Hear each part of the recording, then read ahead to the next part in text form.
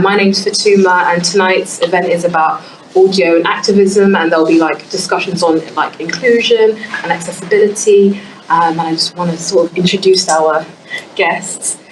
Here we have the lovely Lisa Hack. Would you like to sort of like tell us a bit about your work? Are you doing short introduction? Yeah, short introduction. Yeah. Sorry. Yeah. That's all right. You can check. I'm going to grab it on without expecting it. So my name's Lisa Hack, and I'm part of the multi-track audio fellowship along with Arlie. I teach part-time at Goldsmiths on the radio course, and I just do bits and pieces of freelance stuff. I used to be at the BBC, but I'm not now. And lovely part of Arlie Adlington. Yeah. Yep. Hi, I'm Arlie. I'm a audio producer. I work part-time at this production company, Something Else, and then also 2 days a week freelancing at Vice on this project for the London Borough of Culture, which is just really wholesome and delightful. And that's what I do. And I also work with Lisa on the multi-track audio fellowship, which is going into its second year now. So yeah. And Katie Pennick. Hi, I'm Katie. I work at a disability organisation called Transport for All, which campaigns for better access to public transport. I got there because I was making them a podcast when I was an audio producer, radio and podcast producer. I also used to be at the Beeb, and now I'm not. And I do a lot of talking about trains and ramps and stuff in the news. So that's what I do. And we're going to start off with Arlie's presentation, and so you can introduce your work and what you'll be discussing tonight. Yeah, okay, cool. I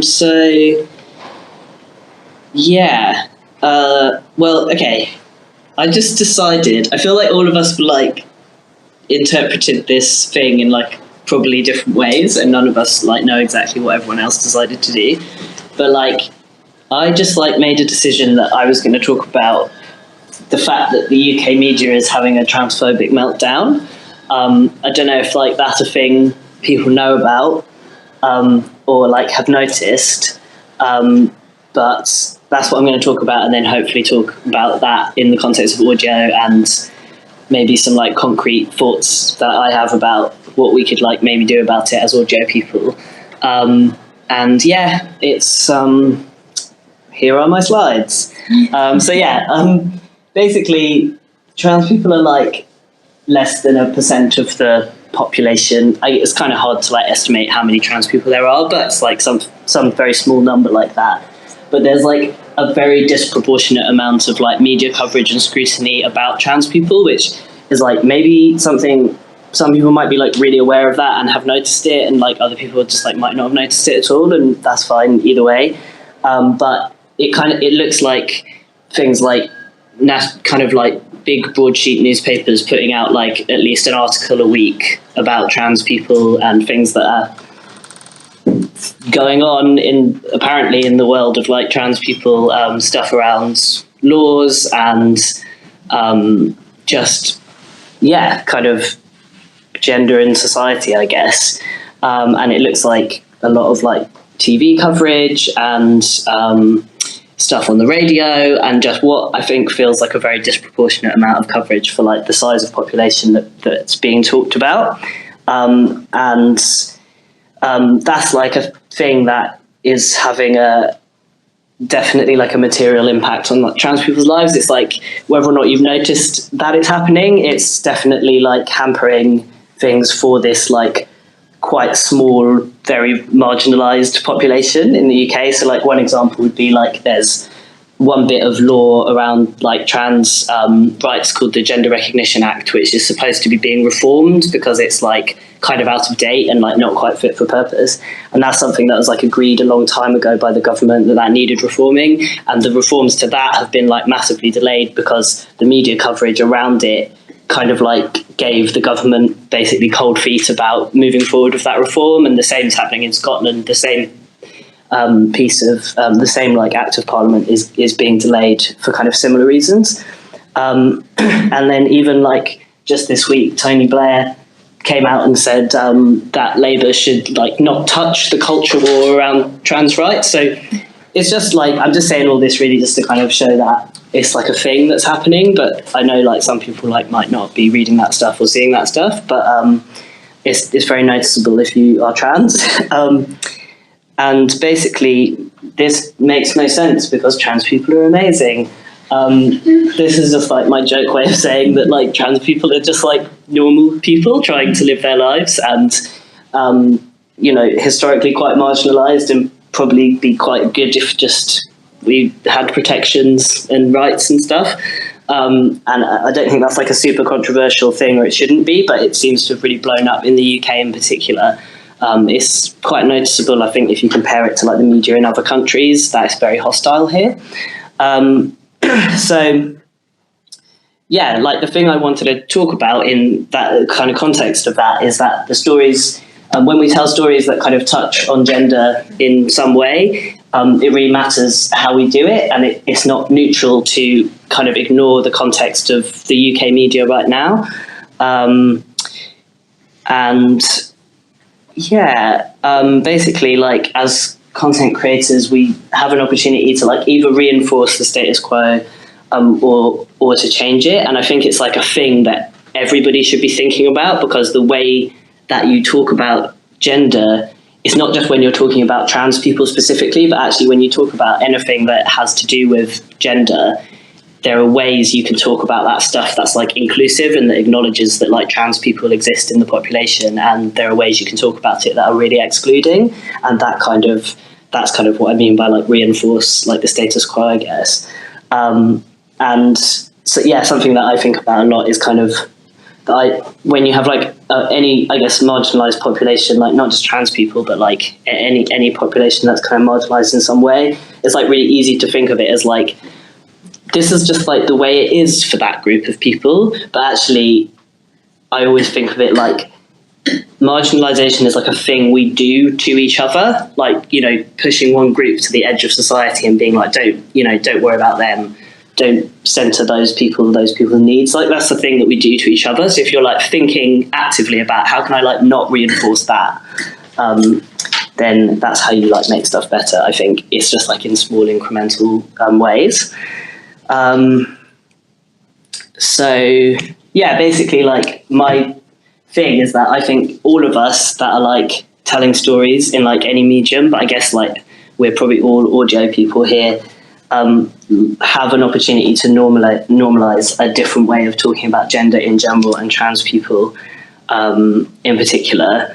And if we do it, that will actually like really make a difference to trans people's lives, which is a great idea because trans people are amazing. So yeah, I came up with like 5 things that I'm like, oh, I feel like if we could do more of this, that would be really good.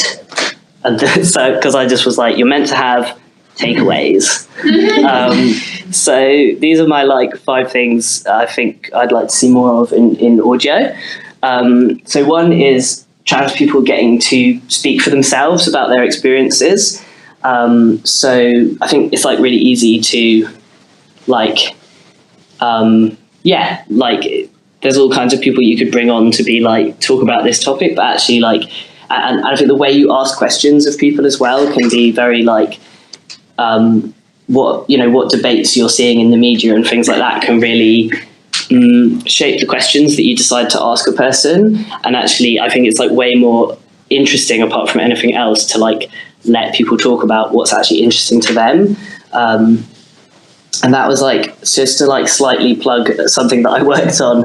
Last year I worked on a podcast for BBC Sounds called NB, which was all about like non-binary gender identity. And it was like a series. And that, I'd say that's like the central thing that like we tried to do with that podcast, was make it all non-binary people talking about whatever they wanted to talk about. So we didn't like go in and be like, explain this thing that people don't understand, or like respond to this like debate or whatever. We would just like, we had like themes in each episode, and then we just like let people talk about what they wanted. And I feel like the things that they talked about were so much more interesting than the things that you get in a lot of just like mainstream coverage of trans people. So I feel like that's like a thing for like making better, more interesting content, as well as letting people have their whole humanity, in the stuff that they're like part of. The next thing I'd like to see more of is trans people getting to talk about stuff other than being trans. So just like, I think if like trans people can be represented in media, not just when you want to talk about transness, but actually like for the many other things that they do in their lives or might be experts at or whatever, that's like really positive, because it's like just good for people to see people from all different like backgrounds and all different groups of people like being present and just being like, oh yeah, those people just like exist and live their lives and have things to offer other than just like hot takes about gender or whatever. And then the next one is like to see producers resisting like debate setups for content. So I think this is like a really common thing that happens, and it's like an easy format to try to do, is like to be like, I feel like everyone's talking about this thing that's like blowing up on Twitter or whatever, so let's get like one trans person, and then like often like one person that like really doesn't like trans people and thinks that they're like all their rights are getting out of control, and have them kind of like debate each other. And I just don't think that gets like to the interesting stuff there is to say about any of the topics. And it's like the kind of example I'd give of like, I feel like most people like making stuff or like doing journalism and stuff kind of agree that if you're going to have like a segment about climate change, it's not appropriate to get like a climate change scientist and then like a climate change denier and like put them in a conversation together, because actually it's like most people can agree climate change is real. So you don't need to represent that extremely like marginal kind of view. And I think that this kind of mistake gets made around like trans stuff a lot, where it's like you get a trans person and then you just get like a person that hates trans people and then they just have an argument. And yeah, so I think just people can think about like more interesting ways if they're going to talk about this stuff to do it than this thing that I don't think like leads to any concrete, useful kind of information coming out. The next thing I'd like to see is people doing proper research about trans stuff before talking about it. So because the UK media is having a transphobic meltdown, it means that like a lot of the content, if you would look at publications that you would normally trust for like good information, like a broadsheet newspaper or the BBC, you would look at what's being said there and feel like this is probably like an accurate representation of like the facts of a situation or what people broadly think about this thing. But because of the specific, extremely hostile attitude to trans people in the UK right now, you actually can't look at the publications you'd normally trust and assume that their coverage is like fair and accurate. So that basically means that on this topic specifically, it's like really important that you do better research and more in-depth research and really think about whose opinion is it that you're reading, or whose like expertise are you reading. So I'd say that, like one thing is to like, there's lots of people that are very outspoken about this topic, but you would like really look at like who it is that you're inviting on to say a podcast or like a radio segment or whatever, because check that those like experts are actually experts and like what their like credentials are, because there are people that actually get to speak in quite high profile ways that actually, if you look at them, they don't have any expertise. They're just a person with really strong opinions that's very vocal. And another common thing is people not reading like research papers, like not actually reading the research papers that they're then talking about. And so there's like a lot of articles that will like totally misrepresent the findings of a research article, or will assume that because it's being presented as an academic paper, it's trustworthy. And again, this is like really specific to this issue. Like you can't do that. You need to read the papers and actually see what they say, because there's a lot of misinformation about this topic in the media. And then my last thing is, remember there are always trans people like in your audience. So I think a thing that like I see a lot, even not in contexts of like media that's being really hostile, but actually just like a fairly normal podcast that doesn't have any kind of like agenda against trans people or whatever, it's still really common to like hear people talk about gender or tell stories about trans people in a way that makes it sound like they've forgotten trans people are listening to it and that they actually exist in the audience. And I think just like when you're making a thing, always assuming there's definitely trans people that listen to your thing, and like remembering that they're there, and so like not talking about them as if they're not there. A really good example of this being done really badly that I wanted to like recommend if you wanted to hate listen to a thing, is there was you'll probably like enjoy listening to it or whatever, but there was a mini series that Radiolab did called Gonads, which was all about it was basically about like how the human reproductive like systems work, and so it was like 5 episodes that were like actually like really about gender. And they kind of chose to do it in a way that totally ignored that trans people exist. So like the language was very not inclusive. There was like no acknowledgement that like you could be like a person with a certain type of body and not identify as like a man or a woman or whatever. Like it was just like extremely like they'd just been like, for this series, shall we just pretend there's no trans people? And so I would really recommend just like listening to that and trying to like listen to it critically and think about how they could have done things differently, because I really feel that they could have done that whole series exactly, all the content exactly as it was, and just like really tweaked the script a little bit, and it would have been like totally fine and really interesting and inclusive. So yeah. And then I've got some nice thoughts to end on, because I'm worried that I feel like I didn't want to like do a rant, and I hope it didn't come across like that. But I've got some nice thoughts. One is there are so many delightful podcasts that are very inclusive of trans people, and like this is like I feel like when I first started listening to podcasts and kind of fell in love with audio, one of the things I loved about it was there was like so many podcasts that just did this as a matter of course, that were just like really inclusive.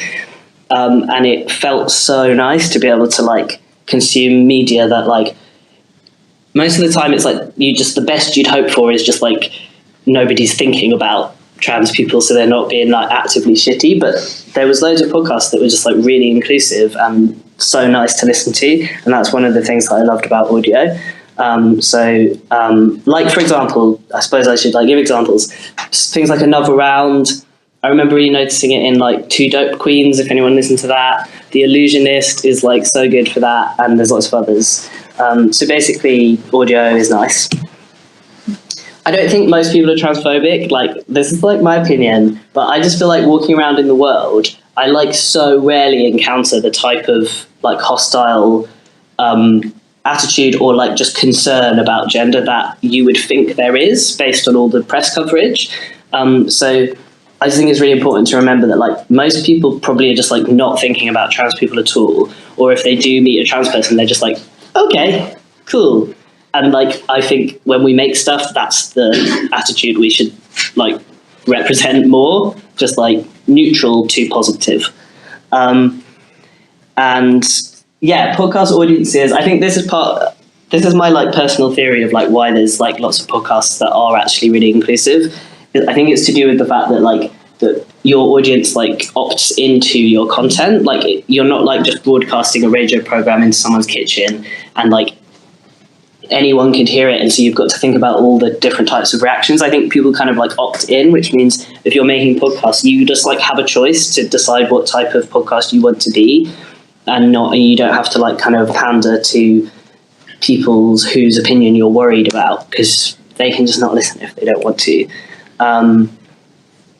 And then I wanted to just say an encouraging thing, which is like, just if you're like thinking about making something or starting a podcast, like please just like make what the stuff you want to see. Like if you feel like your like perspective or something is like not being represented, you should definitely make a thing that like speaks to that, because there will be an audience for it. People will love it.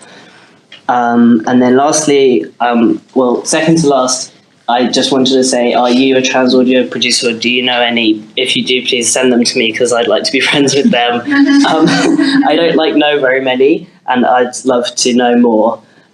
So that's just for me. And then my actual last thing is I thought I'd just recommend some podcasts that I think are like well worth listening to. So one is this amazing podcast that started coming out recently called The View from Somewhere, which is like, it's not specifically about like gender or trans stuff, but it's about like objectivity in journalism and kind of like the myth of objectivity. And it's a really amazing kind of look into the perspectives that everybody brings to like the storytelling and journalism that they do, and how to kind of think about that. I found it extremely eye-opening and would really recommend it. And then also there's this nice podcast called Gender Reveal, which does like lots of interviews with trans people, and it's a great place to go and listen to trans people talking about what's interesting to them and the kind of their lives in a way that I think is like a lot more interesting than what's in a lot of like mainstream media. And that is the end.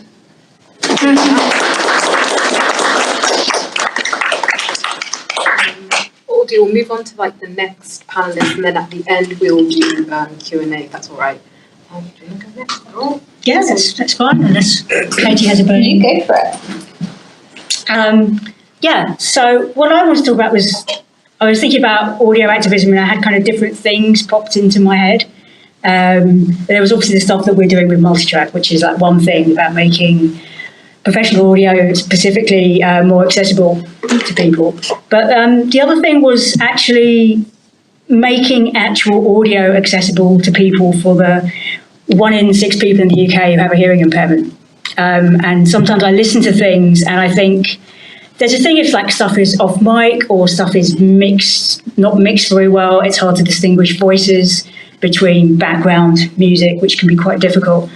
That maybe people don't consider, because I mean I was looking at Action on Hearing Loss. I mean they say 1 in 6, but on one page they say it's 11 million people affected, and on another page they say it's 12 million, so maybe it's somewhere in the middle, I'm not sure. And something, because I was BBC trained as a studio manager, and it was very it was drilled into us to make sure our mixes were mono-compatible, because you didn't know what people were going to be listening on. So if you did this super lovely soundscapey wide stereo thing, then like stuff would get lost when it was then mono mixed down to the middle. And I think it's not necessarily something that people are really aware of, but it's something that's really, really important, because you don't know what people are listening to. I happen to listen to stuff in mono on my phone when I'm listening. So the other week there was a big podcast and I was listening to it and the inserts disappeared because they were out of phase, but it was a big podcast and I kind of knew the sound design, so I contacted them and they said, hey, these clips, they just disappeared. And they're like, oh yeah, I did know about that, I meant to fix it. But it's something that you should really, really check in your mixes, because unless you actually have got a phase scope up on your screen or you've actually checked it for monocompatibility, that can happen. And you shouldn't necessarily assume that everybody's got fantastic hearing. So it's just something to think about when you're making your content, to do that. And the other thing was, like tonight we were trying to get BSL cider. We didn't succeed just to make the session easier for other people to access as well. But there's stuff like subtitles, if you can put subtitles on your podcasts and stuff to make it better so more people can enjoy it. And there's this thing, because you get Radio Atlas. Yeah. Something that does this really well is Radio Atlas, and it just uses lots of different podcasts from around the world, but then it subtitles them into English so you can enjoy audio from everywhere. But the way it's done is just really, really nice. It looks great, but it's something to sort of, if you've never come across it, anyone come across it? Yeah. But for those who haven't, it's just really, really nicely done. And having done a bit of this for a project, it takes ages. So I really appreciate the work that Eddie's done to get this looking so lovely. Oh, it's gone tiny. It's disappeared. It's gone tiny. It's gone really small. A tiny atlas. While we're doing that, is that yay! Well done. I could play one so that you can see how it works. Yeah. I'm not sure if any sound will come out or not. But... Oh, yeah, getting sound. Yeah.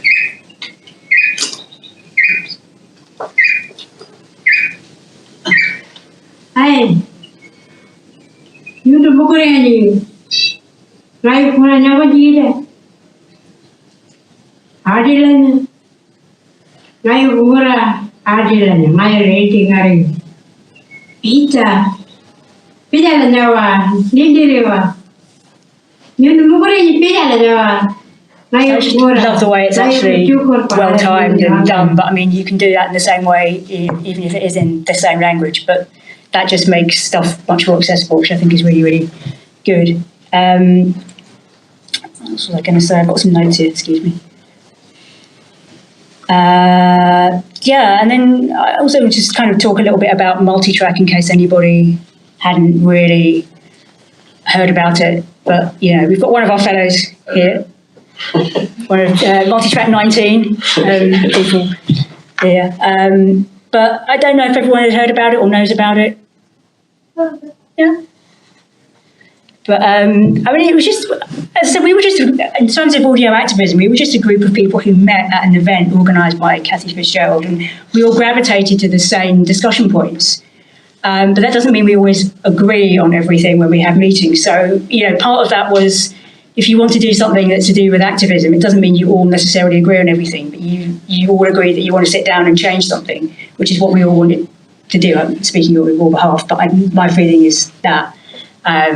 So it did take us 5 months of having meetings to talk about what we wanted to do, how we were going to do it, and then talk about the specifics of that and what would work and what didn't. And then sometimes it would be, well, I think we should do it like this. And then the rest of us go, no, we don't agree. We think it should be like this. And then we would sort of thrash out the details. But the whole point was we all wanted to have a go at changing something, which we all recognised that there wasn't a diversity in the audio space, and we wanted to attempt to do something. And Multitrack 2020 is going to happen, and we're having meetings and then making tweaks for 2020, and learning from people like James, going, how was it for you? What worked? What didn't work? What would you like us to do? How can we make it better? What would you like to see? Well, you know, and we tried to work out how much it cost us to run, because we gave up our time. Loads of people gave up their time. Places like here, King's Place, gave up space so that we could interview people. And we had space where we had meetings here, and other spaces like Goldsmiths, like Somerset House, gave us space as well. And we added it up. A ballpark, it cost us like tens of thousands to actually run on no budget last year. So obviously that's not sustainable. We are going to do it again this year, and we are going to become a more formal thing in order for us to raise funding. But this is all kind of being done at the moment. It was just a bit of an update. So, but it's just the idea that we did the thing, and we hope that more people would be encouraged to go off and do something. I think audio fiction, they started that audio fiction group based off the thing that we've done. And the idea was, we're going to do this thing, and anyone else can kind of go out and, like Arlie was saying, kind of do a thing that you can't see in the audio space. So we're doing this thing, but we're just a bunch of people with a logo right now, as we were sort of described at the moment. But we just sit down and have a meeting, but hopefully we'll be more than a bunch of people with a logo in the next few months, which we're working on. And if anybody loves funding applications, please come and talk to me.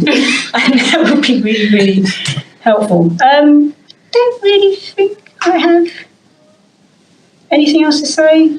The other thing was that the other reason that we were doing multi-track was to kind of basically support people and take them into environments where they might not think that they belong, which is obviously wrong. And it's just kind of going into an environment where, it's nerve-wracking starting a new job, but going into somewhere where, you might be the only person of colour, or a space where you feel that everybody else is a kind of middle class or upper class and you're working class. It's all those kind of things that we were trying to navigate and trying to make easier and kind of smooth over. And also just getting people together in a room who would never be in a room. I mean, we would have like commissioners from, like network radio with people who were just thinking about starting a podcast in the same room. Like there's no other place where that could really happen. And that's part of what we were trying to do, so that people were not kind of put off by thinking I could get a job in radio or doing network radio or something like that, and just kind of meet. And I think we're going to do that. We haven't actually sorted it out yet, but I think the idea is we're going to do that again. And we kind of ran 3 events last year where that could happen, because there's no other kind of vehicle for that to happen. So that was the last thing I wanted to say. Thank you for that. Katie,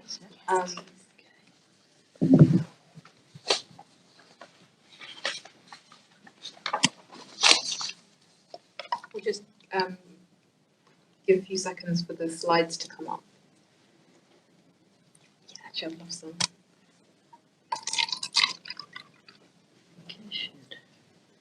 Okay, yeah, that's it. Cool. Hi, I'm Katie. Pronouns she, her, and I'm going to talk about audio activism, specifically about disability, and also how to make content accessible. I've got a lot of information here. I'm just going to fling it at you, but I'm happy to share around the slides and stuff afterwards. So don't worry about taking notes. And if you can't hear me or want me to repeat something, just shout. This is what I'm going to talk about. And yes. So I have had a weird career trajectory so far. Background in radio production and journalism. I was on the BBC production trainee scheme, which is sort of like an entry-level scheme, getting new people into radio production, training them up and giving them placements, which I was going to say is a great thing to apply to do, but I don't think it actually exists anymore. But yeah, so that kind of background, training background in radio. I then freelanced as a podcast producer and a bit of radio as well. I worked for some indies, making some podcasts. And then I was commissioned by a disability charity to make a podcast for them. And I got more involved in that organisation, did more and more work, started doing a bit more on the campaign side of things. And now I work full time there. So it's sort of like my two passions coming together, which is audio and podcasts and production and media, and, disability issues and access. So that's me. So I think, audio activism is a funny one, and especially when it kind of relates to disabled rights and disability and access, because I think when people think about access and disability, you think of quite physical infrastructure things, like we need better access to public transport, we need better ramps, we need more funding for services, we need government policy to change. And that all feels very kind of big and physical and in that world. And it's sort of, how can podcasts relate to that or help that in any way? And I think for me, podcasts have always just been like an incredible way to connect with people that you don't know, you don't understand, and you have no insight into their life whatsoever. But it's a way for them to literally come into your ears and tell you about their experiences. And that is such a quick way to influence you and change your minds and shift your attitudes. And attitudes towards disability are leave a lot to be desired. And I think, I've always just wanted to make content and produce work that challenges kind of those assumptions and stereotypes and ideas. I think the image we're fed about disability from mainstream media and perhaps, in the news particularly, and the way things are reported is very one way of conceptualizing it. And I'm going to talk about an alternative way of conceptualizing it, which is what I kind of pushed for and advocate for, which is the social model. Has anyone heard of the social model of disability? Cool, good. I can talk about it then. So it's a social model of disability. It's a way of thinking about disability, and it is in direct opposition to the medical model of disability, which is probably what you get a lot of in the news and from government and mainstream media. So it was born out of the 1970s with the emerging disability rights movement at the time. And its kind of big crux is that disability is socially constructed. So I am disabled by the barriers that there are in society, in built environment, not by any kind of flaw of me or my body or me as an individual, but you are only as able as you are allowed to be, as society enables you to be, and I am disabled by the barriers. It sounds kind of semantics when I talk about it, but it is so fundamental. So it shifts the problem, the issue, away from the individual and into society. So, I'm not disabled because of my impairment, my genes or my muscles or whatever, or my body. I still have all of those things. And that's a part of who I am and something that I'm perfectly happy and fine with. But that's not the issue. The issue is the problems and barriers that exist in the built environment. And as the barriers exist in the built environment, they've been put there. We've made this world that we live in, and just as we've put them there, we have the ability to take them away. So when you conceptualize disabled and disability as a political, environmental, and social issue, it reframes the whole argument, and it becomes something that we all take part in, and we have a collective social responsibility to remove these barriers. More on socially constructed, this idea of like disabled people being the ones with additional needs or special needs, or like having to cater towards them. I always kind of try and flip that around on its head, because additional needs is completely constructed. The concept of normal is just completely arbitrary and silly and constructed. So, for example, when we came into this room, all of you, what are your needs? What do you need from the next 2-3 hours to watch this presentation? You need chairs to sit down on. That's your need, and your needs have been catered for. You will have chairs to sit on. I came in and I didn't need a chair, so really, you're the ones with the additional needs, not me. It's silly, but it kind of just makes that point that we're here because this is the way that we've decided things are, that I'm the disabled one and my needs aren't met and yours are, and I would challenge that. So when you start kind of challenging people on those kind of assumptions, it's the way in to remove stigma and shift attitudes and get people thinking, okay, these barriers that exist within society, there's no reason for them to be there, and actually maybe we all should be doing something about it. So how can podcasts help with that? I think it's that, for me, that's what audio activism is all about. You start with these huge, sprawling, complex, big issues like disability and what should we do about it, or race or climate change, and these huge concepts, and then you just boil it down to one idea, which for me is, this, we are only as able as society enables us to be, and therefore we should all be working together to remove those barriers. And then from that, you get one action. We should all be working to make the world more accessible and inclusive to everyone, and that we have a social responsibility to do so.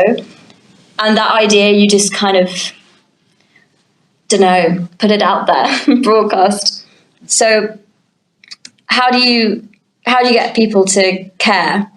And I think this is where podcasts have so much power, is because it's so intimate, and it is a way for you to broadcast individuals to other individuals, and it's oftentimes people who don't have any other voice or chance to be heard anywhere else. As a kind of aside as well, I think the medium of podcasting is really accessible. We kind of, it's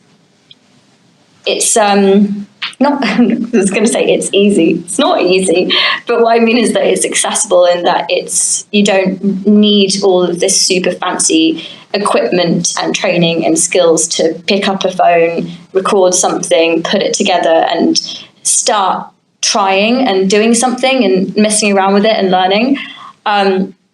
It's also for me like a very easy thing to do physically, because when I was kind of starting out and I was doing sort of TV work as well, and when I was being trained, I was kind of doing TV work, and they gave me this massive C300 to record with, this gigantic camera, and kind of just like gave it to me. I was like, so what am I going to do with this then? I can't hold this up at all.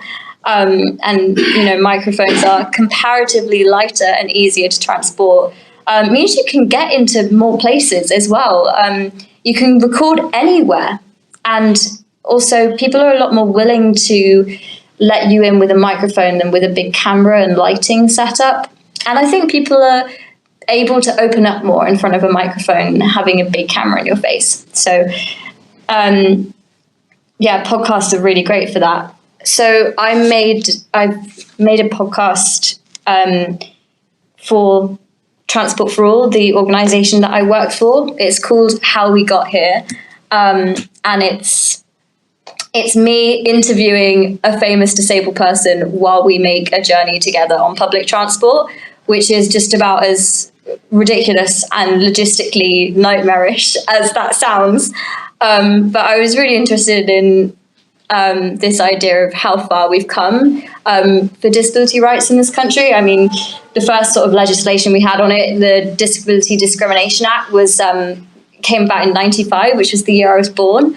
And I just found it really interesting that in my lifetime, things have progressed and changed so much. And I wanted to speak to people a bit older than me who witnessed those years where you literally had nothing. You know, you had no trains, that nothing was accessible to you at all, and what that change looks like, and yeah, how far there is to go. And it was also a chance for disabled people to tell their own stories and yeah, just speak about things that are universally interesting, not necessarily just about disability. But Mick here, this is Mick Scarlett, he was talking about like going clubbing in the 90s, and when he was a sort of goth punk, leathered up dude, and like would rock up to these clubs in his wheelchair, and the bouncers would be like, no way, and he would kind of crawl down the stairs and monkey bar swing through the pipes just to get into these grungy clubs. And I don't know, I think it's kind of stories like that that provide quite a way into thinking about these big issues. I was going to play a clip, but I'll play that afterwards if we have time. So you've changed people's ideas through your amazing content. How do you make that content as accessible as possible? And it's really great that Lisa has talked about making your podcast accessible kind of from an audio perspective, because I know far less about that. I've kind of gone down the route of talking about transcripts and audiograms. So if you're putting out a massive blob of content, it is great to make a transcript available with that if possible. It means it kind of makes it more accessible for many different people, not just deaf people or people with hearing loss, but also you know, if you've got a lot going on in your podcast, you know, with music and background sounds and lots of things, it can be quite kind of, if it's intense to listen to, it's kind of easier to follow along with a transcript. And also for sort of content warnings, you know, you can kind of flip through, see if it's the kind of thing that you're going to want to listen to, and then listen to if you decide that you want to. So transcripts are really great. It is a cost to think about. So, I mean, you can use these free automatic transcription services such as Trint, but you'll get just quite a lot of gobbledygook. So that's not the best route. Ideally, you want to pay someone to transcribe it for you. And I've got a contact who is wonderful, who did mine. And with transcripts, you want to be as detailed as possible. I got some examples here.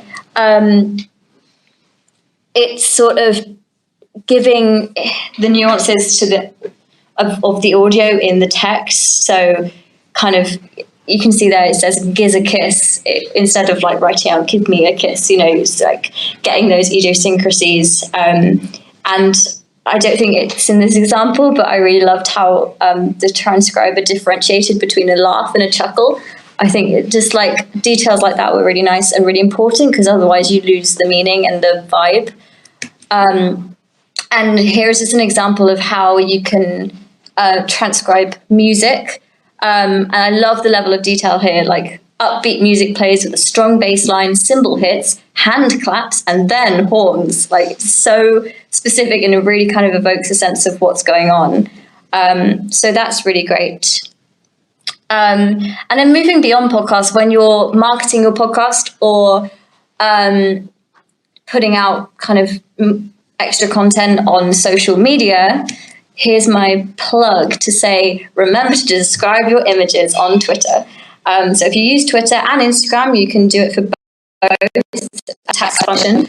Unfortunately, Twitter doesn't make this a kind of a default option. You have to go into your settings and change this option. It's under your settings. You go into general, click on accessibility, and then under the accessibility section, there's a chance for you to tick on the compose image descriptions. And this means that when you post a tweet and you've uploaded an image with it, and it actually works for GIFs now as well, which is great, there's an option for you to input a short description saying what that image is. And here are some tips for how to write a good image description. First thing, be concise. Don't describe everything in the picture, because it's probably is going to be read out by a screen reader that will go through and read out everything, and who's got time to listen to every single detail. So a good rule of thumb is look at the image and describe the first 3 things that you notice. Avoid redundancy. So if in the tweet you've said, oh, here's a picture of my dog, you don't then necessarily need to say, here's a picture of a dog. Just say this dog, or talk about what the dog looks like. And context is really important as well. So if you've uploaded a picture that's of a fashion show, then you want to be really detailed about the clothes and the style and the colors. Whereas if you were sort of posting a selfie, it's less important to describe in detail what you're wearing. I would also add on that I am not an expert in this, and if you want to read more, there is an incredible blog post by incredible activist and campaigner called Dr. Amy Kavanagh. She's a blonde historian on Twitter. I've linked to her at the end, so I'll come back to you, and she has a blog on how to write good alt text. This is outdated actually, because GIFs you can now actually, have they launched? I don't know. Yeah. They have. Great. So you can add alt text for GIFs, which is great. Videos. When marketing your podcast, it's a really great idea to use audiograms, which is a short clip from your podcast made into a video, usually by putting some sort of picture in it, usually of the person speaking, with a sort of animated waveform that moves in time with the person speaking, and captions to follow along with. Really great free app for that is Headliner. And to subtitle other videos, I also use Capwing, which does auto-generate subtitles, and they're usually like pretty good. And it gives you the option of changing the colors and fonts and text size and everything. Capitalize your hashtags. So, for example, things disabled people know rather than things disabled people know. It's easier to see, and each individual word is read out by a screen reader that way rather than a mumble. avoid overusing emojis. Remember that they get read out by screen readers. So I know like there's quite a lot of meme formats that kind of heavily rely on emojis, but they are very annoying for people using screen readers. An example is the adding clapping hands for emphasis. You know what I mean, right? The like, don't do this, and it's the clapping hands emoji between each word, but obviously that gets read out as don't clapping hands, read clapping hands, text clapping hands. Skin tone thing where it'll be like it's even more annoying. Yeah. And then direction of which way the finger is pointing, and it gets ridiculous. So that's something to be aware of. I mean, you know, you can tweet what you want, and that's kind of what this all boils down to. You can make content however you want to, but it's just being aware that you are kind of not excluding, but putting off a huge audience, a potential audience for you by kind of not doing things like this. Because if someone's using a screen reader and gets to that tweet and knows that they're going to read out all the clapping hands, they'll just like skip to the next one, and you're kind of, there's a whole group of people out there who you can engage with by making your content more accessible and inclusive. I'm again not an expert on this. This is just where should I get this from? I can't remember. But thinking about design, if you're going to write, if you're going to make your podcast, what they called, not album covers, but artwork, just artwork. Coming to your podcast artwork or any other graphics that you're going to use marketing your podcast other ways, just have a think about the design and what layouts might be most accessible. Sans serif fonts are so much easier to read, so the ones without the little feet. Try to avoid overlaying text over images or having a very busy background, and then think about the contrast of your text with the background, both in terms of color contrast, but also in terms of contrast, lightness contrast. Here are some helpful tools. I've talked about Capwing, which is so useful. You just like upload your video, click on auto generate captions. You have to tweak it a bit, but it's pretty solid. Headliner is brilliant for making audiograms, and this wonderful company called Academic Audio Transcription, who did my transcripts. They're wonderful. It's a company that employs just disabled, chronically ill, and people with various other impairments. So they kind of say that they need a bit more lead time to kind of navigate different people's like access needs, but their transcripts are so good. So check them out. This is someone you should follow on Twitter, basically. Blonde historian, whose name is Amy Kavner, tweets about her experiences of using a white cane and being visually impaired and getting out and about. She's brilliant. It's taught me so much about the experiences of visually impaired people. Check out these hashtags to read more about, again, disabled people on Twitter speaking out about their experiences. Here are some more people to follow, because I'm just one person with one point of view and experience, and you should follow as many disabled people as possible to get all of their experiences too. And you don't have to ask me questions now, we can do that Can later. you go back to the previous slide? Sure. And is it okay for us to take a photo? Yeah, go for it.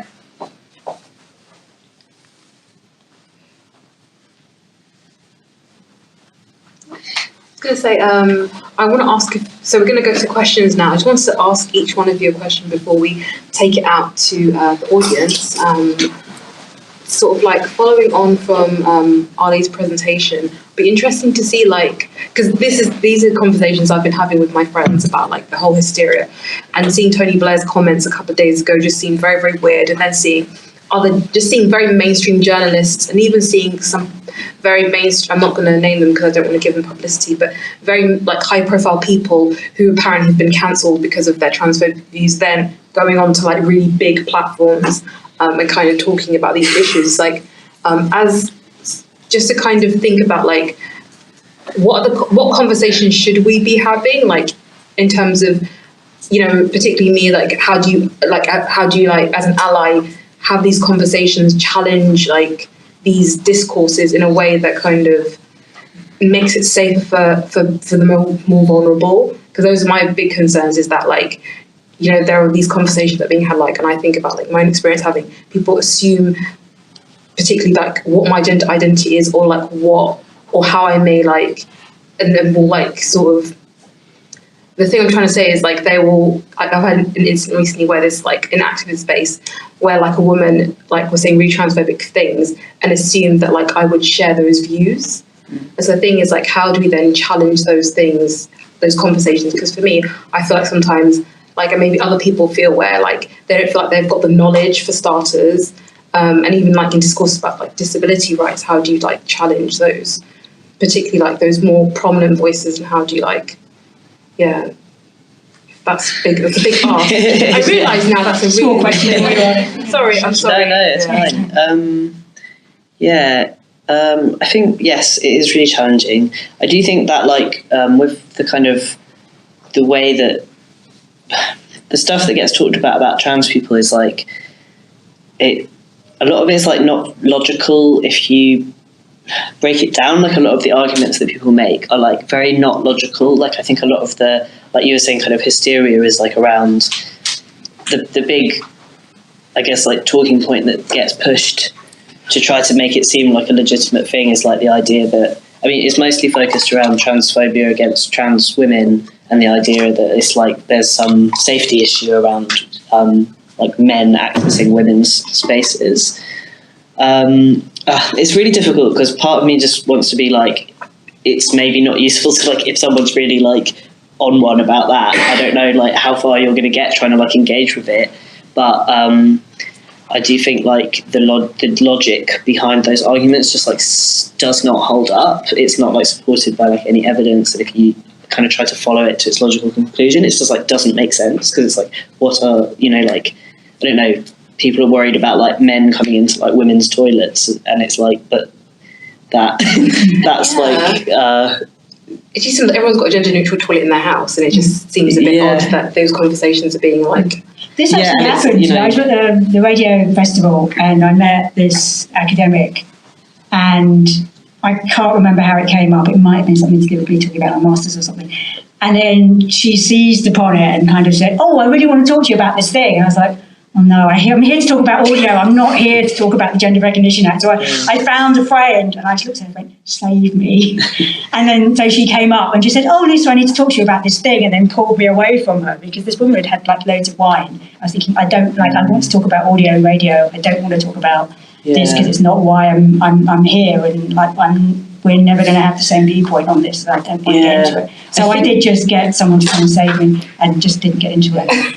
I think maybe like it is a really hard question to answer, and I'm not sure if I think maybe my revised answer is like to not worry too much about the people who are like really passionately want to talk about all these kind of like imagined concerns about gender, and actually just to focus on uplifting like, you know, like trans people who are like doing journalism or making work, to try to like, I guess, like push that type of work to the forefront, and like, you know, voices that are able to talk in a much more like realistic way about the topic. And I think, I don't know, I think maybe the answer is to like not over worry about the people who are really like on one about this thing, and to focus instead on actual trans people and just like being a good friend to those people and like supporting their work. And just like it's like,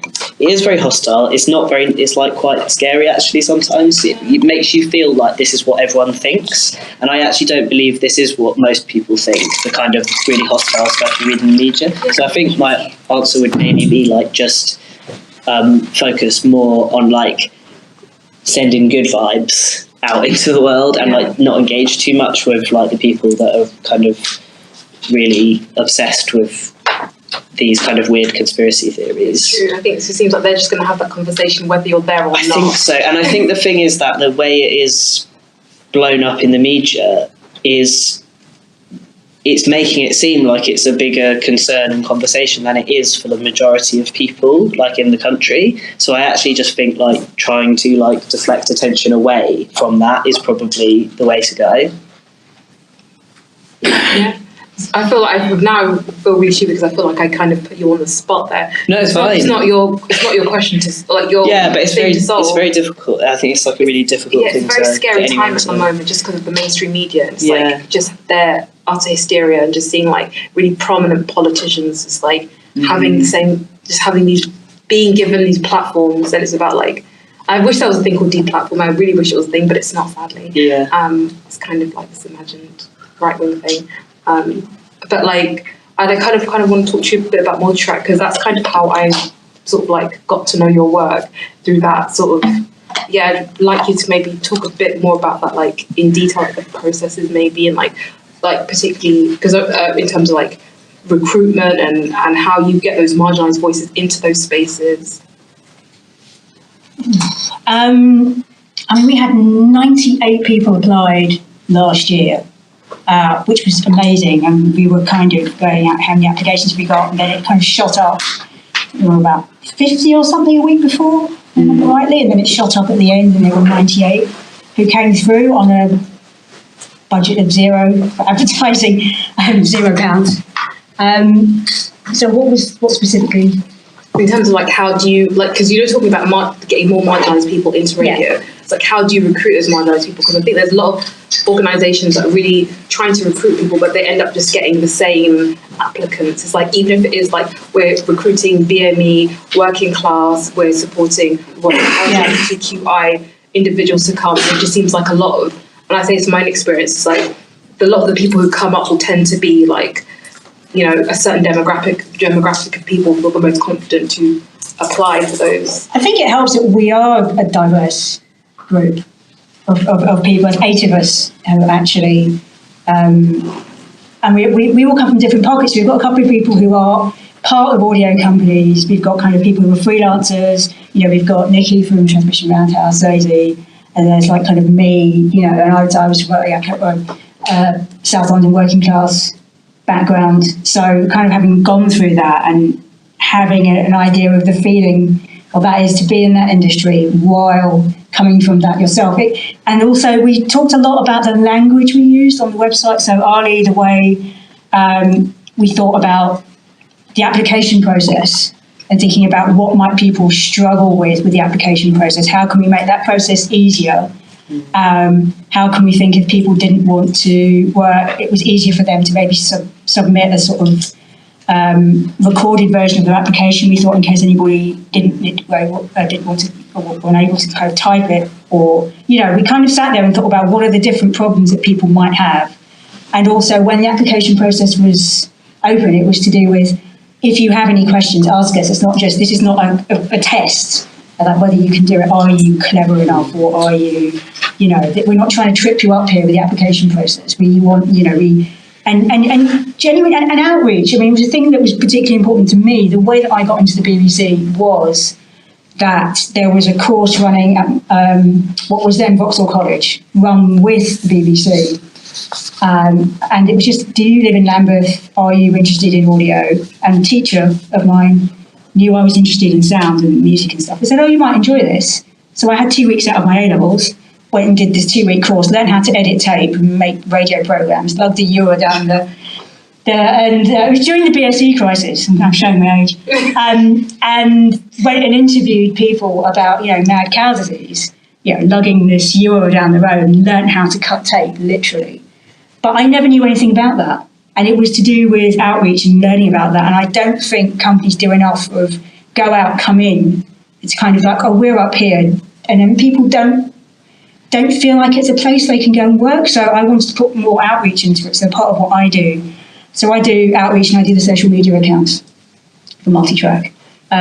So the idea of that was bringing more outreach and saying, you know, this is a place you can come in. There are people, who look and sound like you or come from the same background as you working in this, even though you might not hear about them, they are there. So, I think part of that is to kind of say, kind of getting people to talk about it. And now we've got the fellows who've gone through the first year, we can say, look, we've had people, and they've had like James, and they can kind of go out and say, look, I've done this. And, we're here and it was a useful experience for me. And then hopefully it will snowball and more people will go, oh, actually, maybe this is something I can do. And it is an industry I do belong in.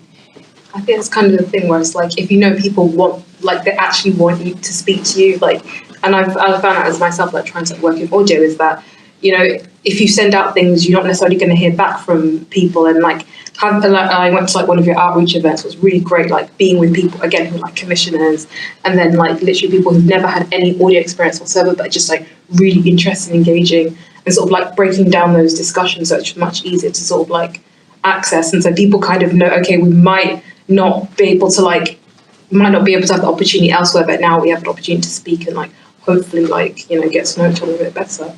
And I kind of want to move on to Katie. And the reason why I know about you is because of social media, because of all basically your issues with Chiltern Railways and various other railway companies who kind of don't know what they're doing in terms of accessibility. It's interesting because these conversations, unless you actually experience those things, you're never really gonna think about what is to access a railway station, or having to call up in advance to make sure that you get to that you get someone to support you in terms of accessing the station and things like that. And even before now, you were at BBC just before now. But yeah, just maybe kind of discuss how social media has kind of impacted discussing accessibility. And that's a good question. I think for me, I've been disabled my whole life. I've used a wheelchair my whole life. The sorts of issues that I deal with on a day-to-day basis, I have encountered every day for my whole life. So there's been a level of normalizing it. And then kind of when I go out with my non-disabled friends or colleagues, and I'm just having a normal old day, and the person with me is like, how is this happening? What is this? Why is this so bad? Why are there steps everywhere? And it's that level of shock and surprise that surprised me, because I just thought everyone knew. I just thought, oh, everyone just knows how bad it is and we're all just fine with it. But I think actually, no, the sort of average non-disabled person is not aware of the issues that exist in this world that we've built. And yeah, I hadn't really considered that. You wouldn't know it unless you directly experience it, probably. And so that's why I wanted to start just kicking up a fuss as much as I could, as often as I could. And so I started filming what happens when I get refused point blank access to a train, or when I get to a station and there's no ramp, so I get stuck on the train, or all of these different things. And I just thought I'll just film it and talk about how it feels for me in that moment. And yeah, the kind of the level of outrage I've had of people being like, wow, and people always do it's 2020. It's yeah, okay. I mean, and last year it was 2019. What's the magic date where it's absolutely not acceptable to be discriminatory anymore? Because for me, I would have said never. It was never okay to openly discriminate against an entire demographic of people. So yeah, it's interesting seeing how unaware people are. And I think we have this sort of just a huge misconception about reality, because I think we just presume that, oh, well, we're in the UK and it's all advanced and we've got all this technology and we've got, phones that give us pizza to the door, and therefore, we've got it all sussed. We've got it all. Our infrastructure is all there. It's great. It's solid. and people presume, you see an accessible icon in a few places, and you hear the phrase "step free," and you think, yeah, it's great because disabled people can get in around, and that's good. But no, the reality is just so not that at all. And I'm speaking as someone who is aware that even though I'm saying it's not great here, it is still so much better than the vast majority of places in the world. So that's another thing to think about. And, I'm speaking from my experience, just from my kind of lifetime of experience, and I have privileges that other people don't have. And I'm speaking from my position, from my socioeconomic background, from my position as a white person. Like I don't face some additional barriers that other disabled people face. And so the intersections of those are also chronically under talked about. And that's a whole other thing.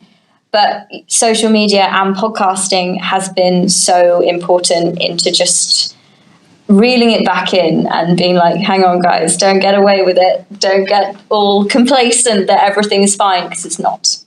So, yeah, so much of it's about like accountability and like being able to kind of make sure that people kind of just, they know what they're doing. Like in terms of like huge organizations, they can get away with it because there aren't people like yourself who perhaps don't necessarily have the platform that you have, talking about it.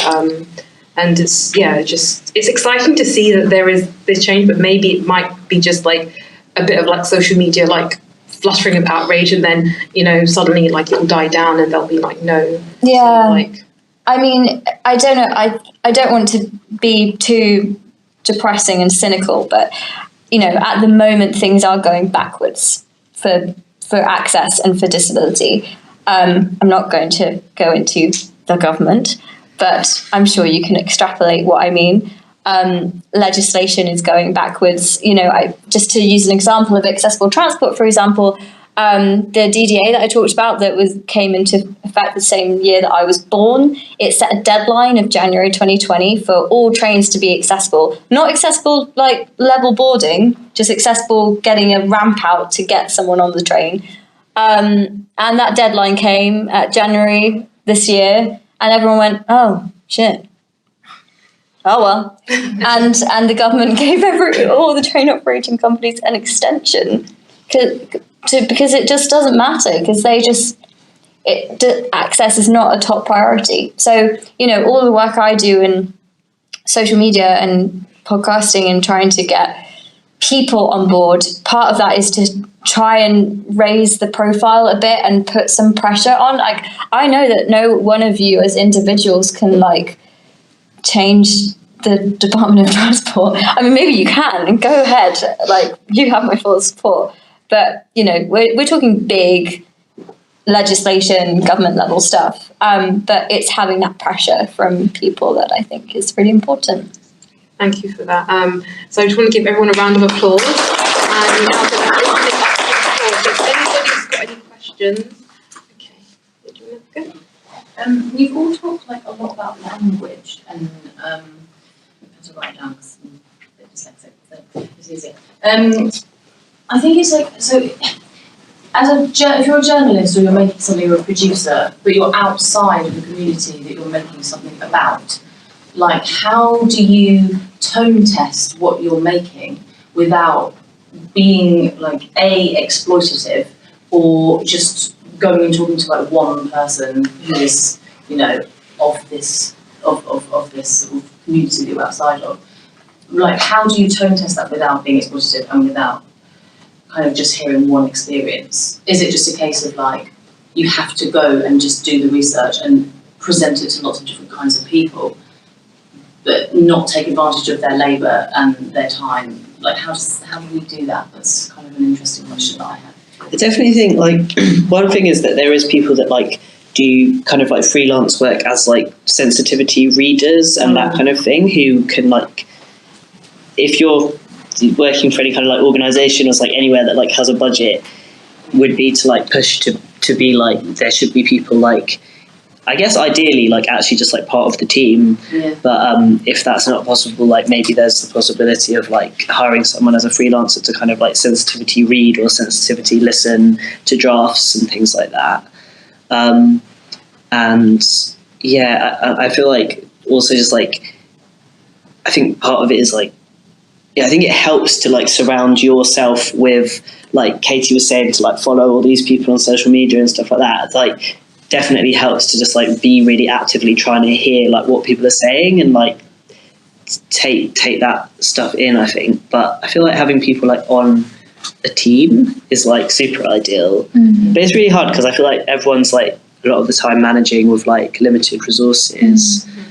I think it's quite specific because I'm like dealing with something where there is someone on the team within the community, but they are like, there are other things that I'm literally, after coming here, I'm like, okay, we're missing like so much stuff just because we have, there's just lots and lots that we need to look at, and yeah.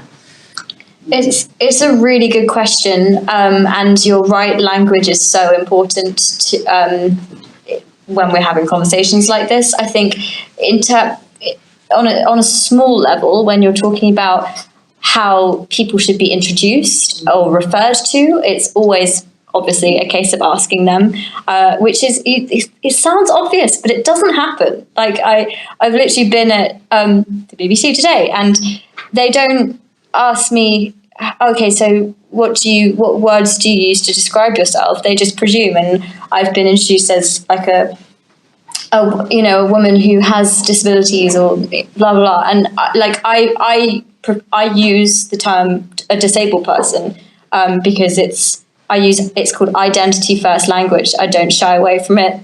It's nothing to be ashamed of. It's just like a fact. And people introduce me as like a woman who sometimes struggles with some things and has reduced mobility. It's like, just say it. It's a spade. So, for those sorts of things, it is literally just asking people. But if you're talking about, working long term on a whole piece, and you're talking about kind of, how to deal sensitively with topics and how to talk about things and making sure that you're capturing the nuances of the discussions happening within a community, I would always say you've got to employ someone with that lived experience to be on your team as a consultant, in the very least, or as a producer as well. I mean, I know that's not possible for a lot of budgets, but I think it should be more of a priority than it is. I would also just say that you can reach out to like nonprofits. In fact, I would say that would be the first thing you should probably do is like go on their website. I mean, I used to work in comms for a nonprofit, and like most nonprofits will put that on their website. Like, we want to use the term this instead of this. Like, that's quite central to like a lot of what they do. And the comms people there, like, that's what they want. They want to inform and educate people. And if you give them a call and say, hey, listen, like, I'm doing this story on X, X, and X, like, they want you to get it right. Like, the last thing they want is, like, your story to be represented or, however, to people. So, like, I would definitely say, like, and I can't think of almost any issue that doesn't have some nonprofit or whatnot. And if you're doing something that doesn't have a nonprofit, then, awesome job. But yeah, that's probably that. And if not, they'll tell you where to go to find the answer. They'll signpost you somewhere. I was just going to say, like, one last thing on that is on your point about like how it can be hard, like you don't want to have just like one person whose like whole job is to like represent a community or whatever. And I feel like that is really hard because it's like, say you're doing like a podcast, like segment on a podcast or something, you probably are going to have to pick a person or whatever that you're interviewing or whatever. And I think it's like helpful to think about the work you're doing as like, it's not your job to like make one single, say, podcast episode that is like the perfect encapsulation of like whatever the topic is or whatever. It's like all of our jobs to just like make sure that our whole body of work is like doing. So it's like every new thing that you create is like the next thing in the project of like everything that you do. And you can be getting that diversity of voices and the variety and stuff through your whole body of work. And I think it's like sometimes useful to think of it in that way because it's like it lifts the pressure off this like impossible task of like this one thing has to be the thing, like the perfect thing, because it won't be that you could look back after like 20 years and be like, okay, like, yeah, I did like a good job of across your career or whatever. Yeah. Maybe just a little comment about that. It's kind of just like best practices, right? In a way, if you want to look at it from a different perspective. We were having a conversation today about people who have like a completely, you know, like for example, people who are completely right-wing that I don't relate to, but I've been lately trying to understand where they're coming from, because if I want to maybe impact them in any way, I really have to understand their perspective, as weird and as offensive as it may be.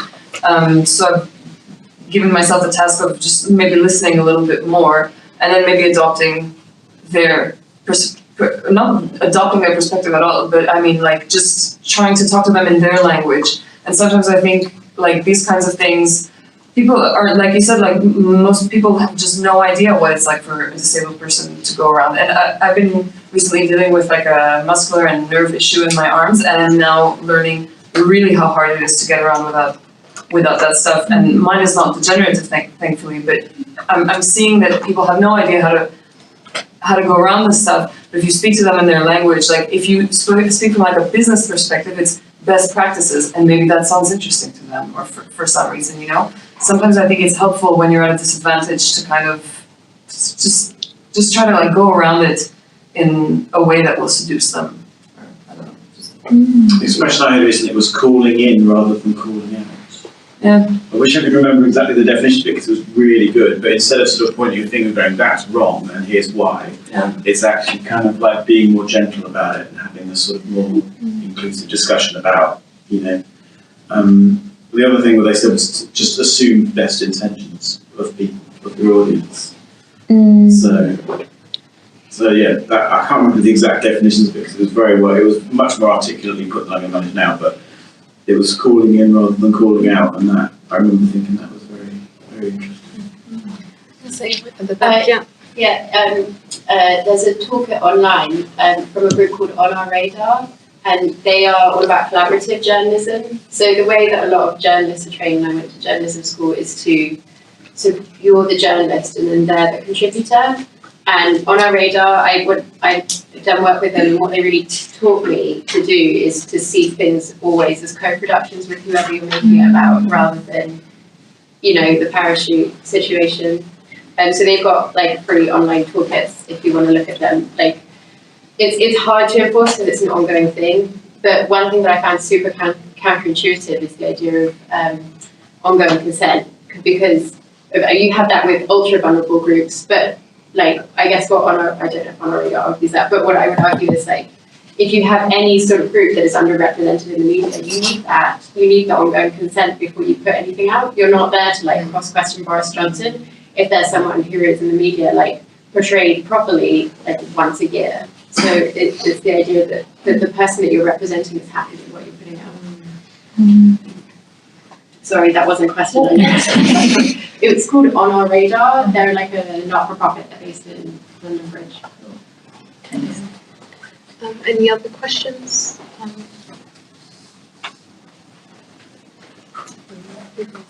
Okay, that's it. Okay, great.